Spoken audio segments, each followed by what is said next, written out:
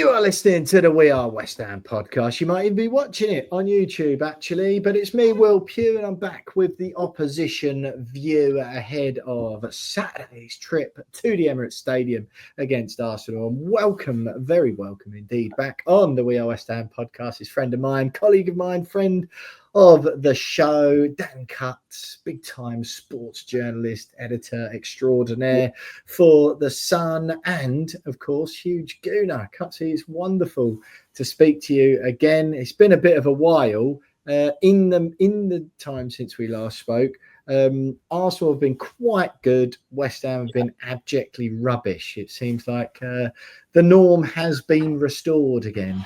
Exactly. I think, last time we spoke was after your triumph in Europe, and it's been a while now, and everything was looking up, and we to be fair, we were brilliant then, and we've continued that this season, and it's been great. Yeah, we've had a great season. You, on the other hand, have gone back to yourself, old self, haven't you? Oh yeah, we have. Yeah. It was like the Moyes was just like a fever. The Moyes era was a fever dream, and we've finally woken up. Yeah, come crashing back down to the earth. And I don't do this to be facetious, right? And any Arsenal fans I speak to, it's a genuinely held belief of mine that the last 3 seasons, this one included, Arsenal fans have got very excited, and you are one of the more level-headed ones. Sorry, one of the few level-headed ones. And you always said to me, look, if I can't, I might not necessarily think we're going to win the title, mate, but if I can't get excited and dream, then what's the point of me being a football fan and an Arsenal fan? You were totally right. That was a really good point, and I was like, yeah, totally fair enough. It didn't change my opinion that I didn't think Arsenal were going to win the league. I shared that again this year, and felt that you could be even further away from it. It appears that's going to happen. Now, what's your thoughts on that generally?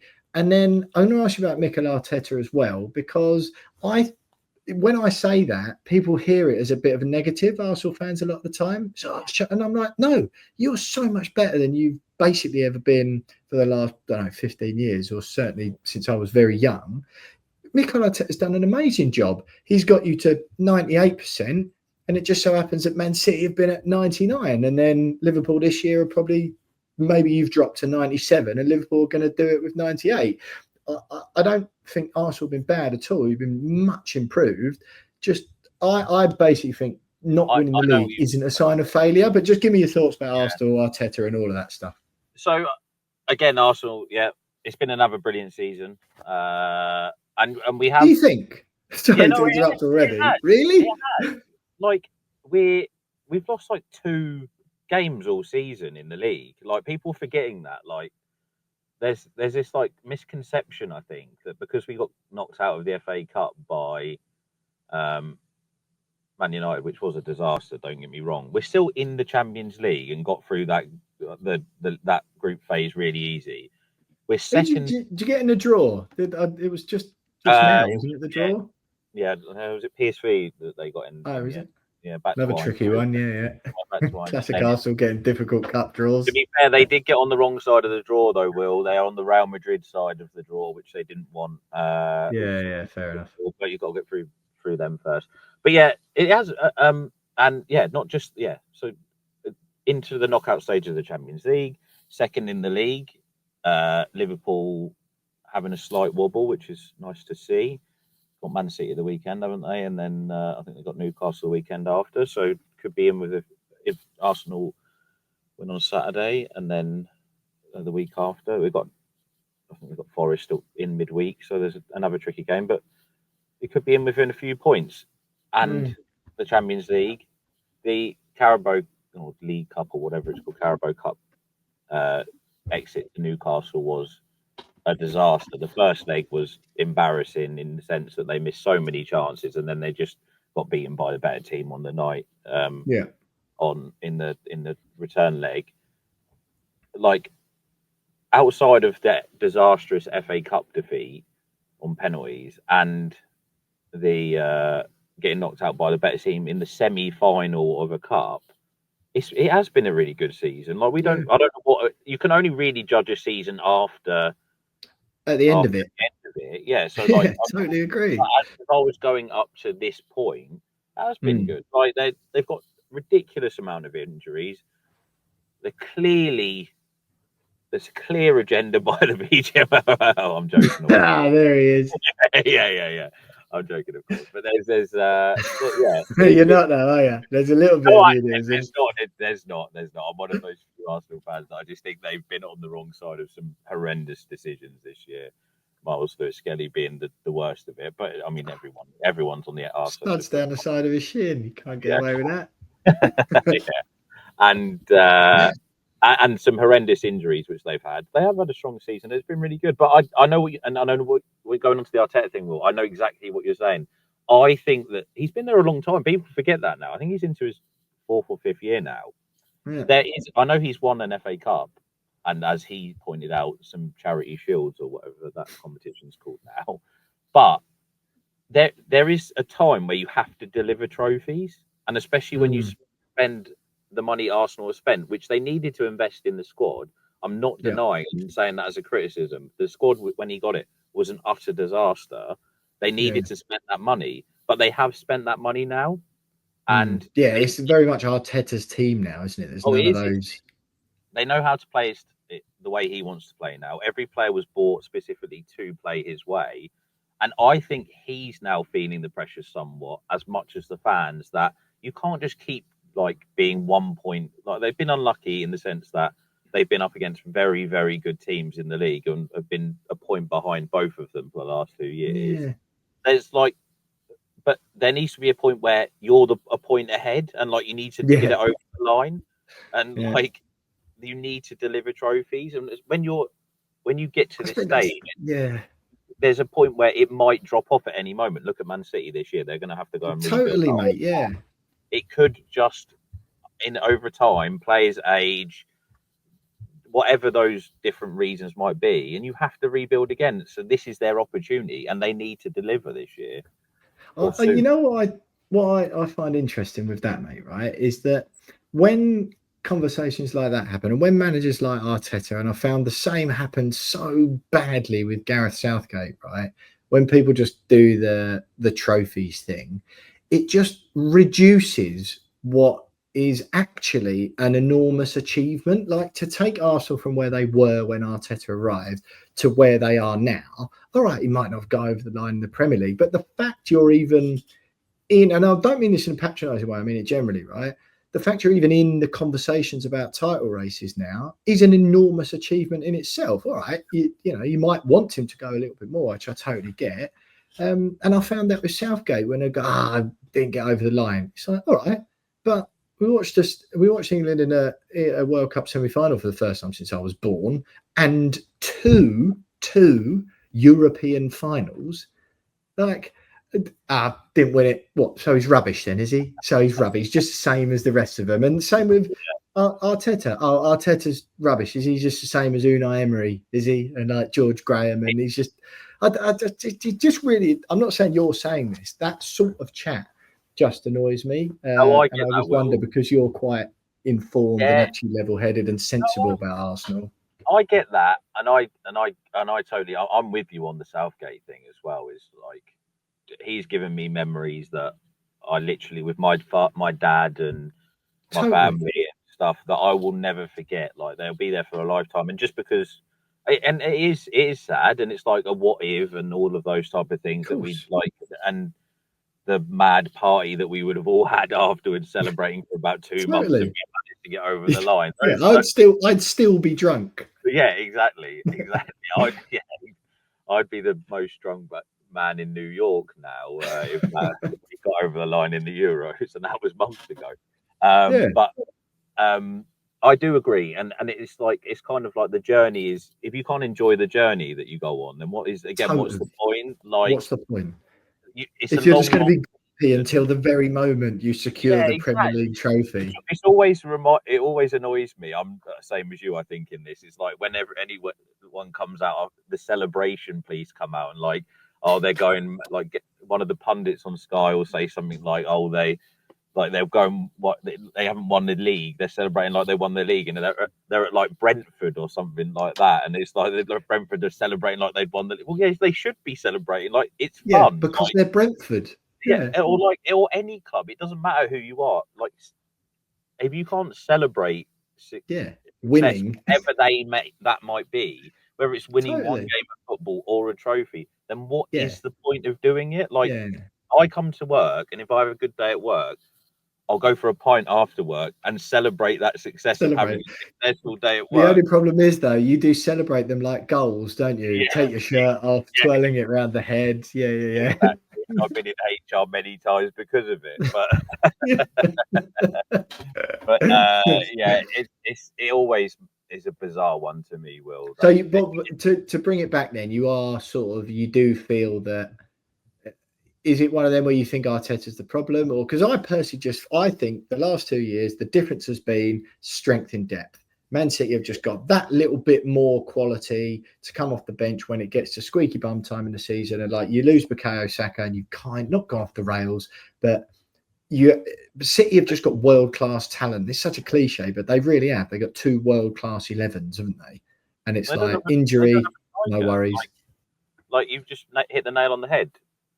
Arsenal have just lost Havertz for the rest of the season, and they have literally you play Marina. Exactly. Who looks like the deadliest number 9 I've ever seen. Yeah. Spanish Chris Wood. Exactly that. But like you've hit the nail on the head. They just don't have. They've been unlucky with injuries. To have all of your forwards kind of like at the same time with Havertz, Martinelli, Jesus and Saka all get injured is unlucky, but they've known they've needed a striker for a long time.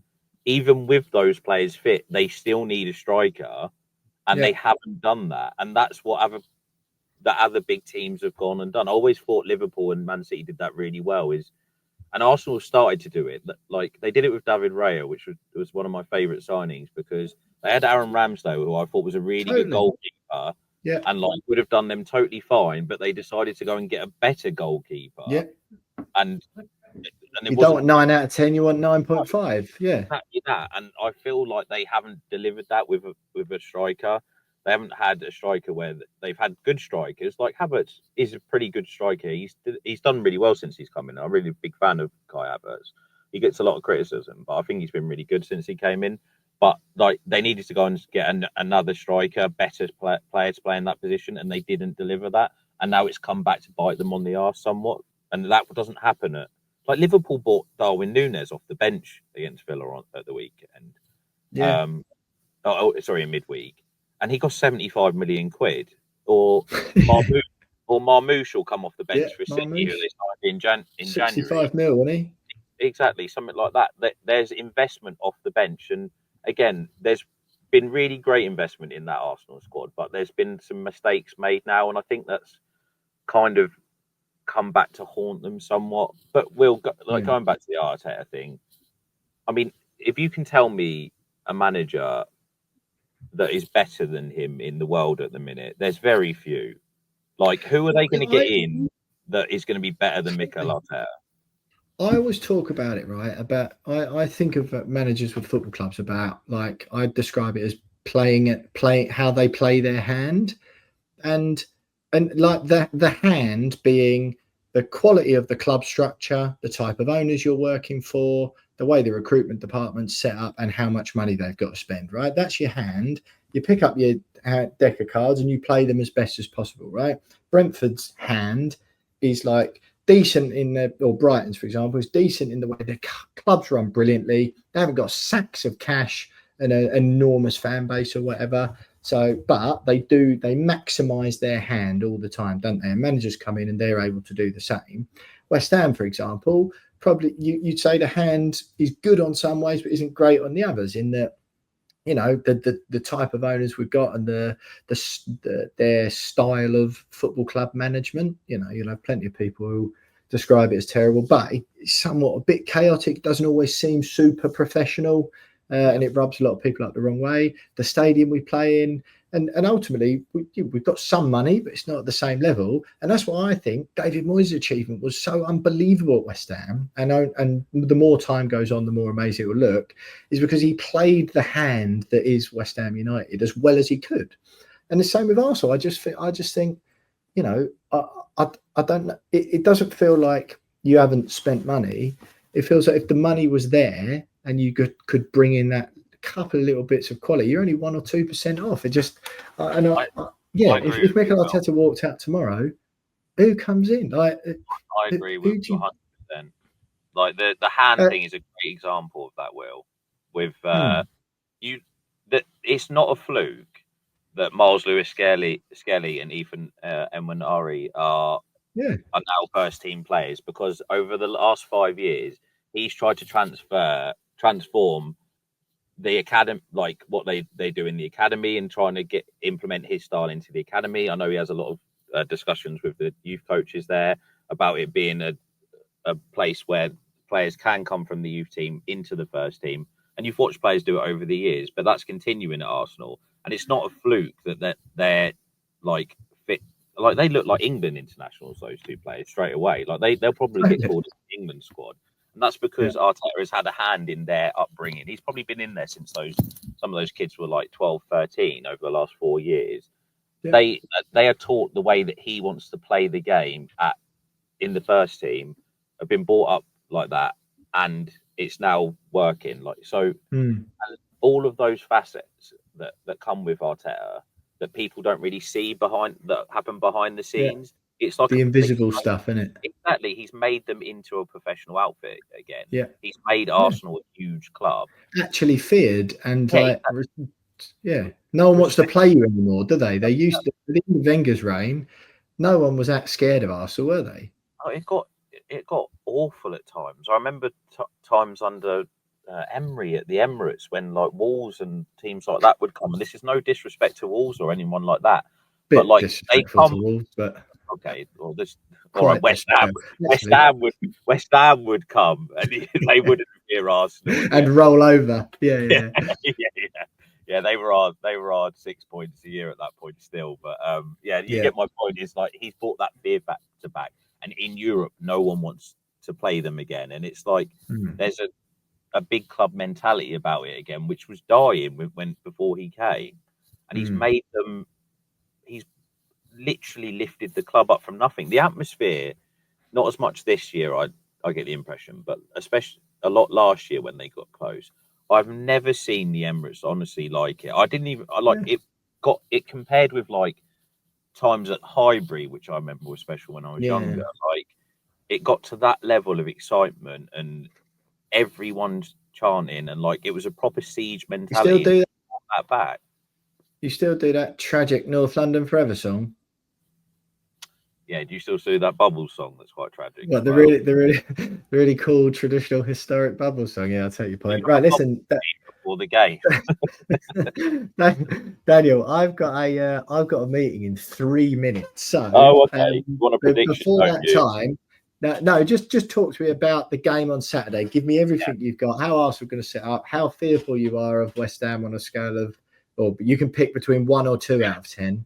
Just talk to me briefly about the game, and then I'll leave you to it. No, that's fine, mate. I mean, to be honest with you, Will, you can't. If you don't beat West Ham at home, like you didn't last season and lost the title, yeah, exactly, in the title race, then you shouldn't even be part of it anyway. Truth be told, I'm not being horrible. I'm being horrible. Do you know what? I've got loads of West Ham fan mates, and you are one of them. And I love it because I love West Ham. I think they're sort of proper old traditional football club. And I love playing them. But like again, I can't see anything but an Arsenal win. I think comfortable. I can't see anything other than even without a striker, a 3-4-1 Arsenal win. I just think it'll be a struggle, and I think Potter's, apart from last weekend when I think you got beat at home and Brentford 1-0. I think he's done a pretty solid job since he's come in, from what I can gather from the outside in. But I just think that they'll be far too dominant at the weekend, and there'll be like a siege mentality a bit about Arsenal at the minute. I hope, like with the injuries and whatnot, and kind of get everyone getting behind it and trying to get through to the international break when hopefully they'll get some players back. I can't see anything other than an Arsenal win. I think it'd be quite dominant. I quite agree, to be honest. Give a score prediction in. 4-1 Arsenal, even with those strikers. Gabriel defender, Gabriel hat-trick from corners. Yeah, Miguel Marino hat-trick, David Raya, with the other one, Right, nice one, Cutsy. Thanks very much for listening, everyone. That was the Opposition View with Dan Cutts, sports journalist from The Sun, massive Arsenal fan. Follow us all on socials, and if you want these podcasts earlier than everyone else, and ad-free listing, subscribe at patreon.com/wearewestham podcast. Thanks for listening, everyone. Up the hammers. Me and James will be back as usual next week.